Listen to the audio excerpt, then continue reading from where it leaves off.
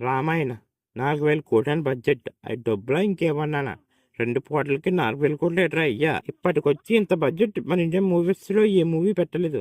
First time ఈ Ramayana movie పెడుతుంది. మనం ఎక్కువగా ఇంత బడ్జెట్ హాలీవుడ్ మూవీస్ లో చూస్తుంటాం. అవతార్ సిరీస్ గానీ మార్వెల్ గానీ పెడుతుంటారు ఇంత బడ్జెట్. ఏకంగా ఈ రామాయణ మూవీ హాలీవుడ్ మూవీస్ తో సమానంగా ఇంత బడ్జెట్ పెడుతుంది. ఇంత బడ్జెట్ ఏ ధైర్యంతో పెడుతున్నారో గానీ ఒకసారి సీన్ రివర్స్ అవుతే అంతే సంగతులు. ఇంకా అలాగని ఈ మూవీని తక్కువ అంచనా వేయలేము.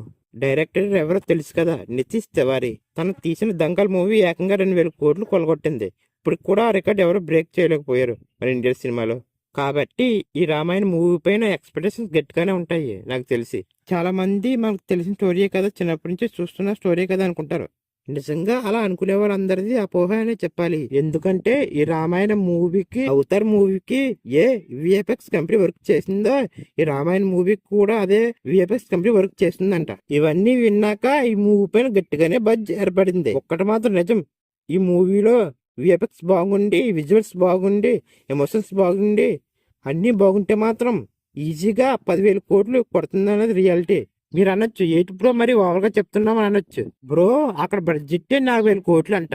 పైగా ఈ మూవీని వరల్డ్ వైడ్ రిలీజ్ చేస్తారంట. ఇప్పుడు మీకు అర్థమయ్యే ఉంటుంది 10,000 కోట్లు కొట్టే అవకాశం ఉందని.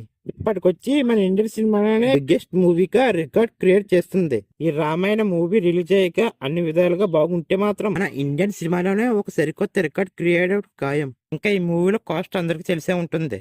రాముడిగా రణబీర్ కపూర్, సీతగా సాయి పల్లవి, రావణుడిగా ఎస్ మొండోదరిగా కాజల్ అని.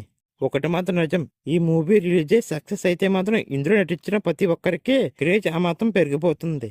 నాకు తెలిసి ఈ మూవీలో ఒక్కొక్క సీన్ ఒక్కొక్క డైమండ్ గా ఉండొచ్చు. చాలా మంది తెలిసిన స్టోరీయే కదా అనుకుంటారు ఈ రామాయణ మూవీని. కానీ ఈ మూవీలో మన తెలియని స్టోరీని బాగా చూపిస్తారంట. ఈ మూవీలో విజువల్స్ కూడా వేరే రేంజ్ లో ఉంటాయంట. ఇప్పటికొచ్చి మన ఇండియన్ సినిమాలో ఏ మూవీలో ఉండలేని విజువల్స్ ఈ మూవీలో ఉంటాయంట. ఈ మూవీ గ్లిమ్ చూసాక మీకు ఏ డైరెక్టర్ గుర్తుకొచ్చాడు కింద కామెంట్ చేయండి. ఇప్పటికొచ్చి రామాయణ స్టోరీ మీద వచ్చిన ఏ మూవీస్ కి ఇంత బడ్జెట్ పెట్టలేదు. ఫస్ట్ టైం ఈ రామాయణ మూవీకి పెడుతున్నారు. ఈ మూవీ బడ్జెట్ విన్నాక అందరికీ ఈ మూవీపై అయిపు ఎక్కడికో వెళ్ళిపోయింది. ఈ రామాయణ మూవీ మన ఇండియన్ సినిమాలోనే గొప్ప స్థాయికి వెళ్ళాలని కోరుకుందాం. చూడాలి ఈ రామాయణ మూవీ మన ఇండియన్ సినిమాలోనే గ్రేటెస్ట్ మూవీగా నిలుస్తుందో లేదో అని.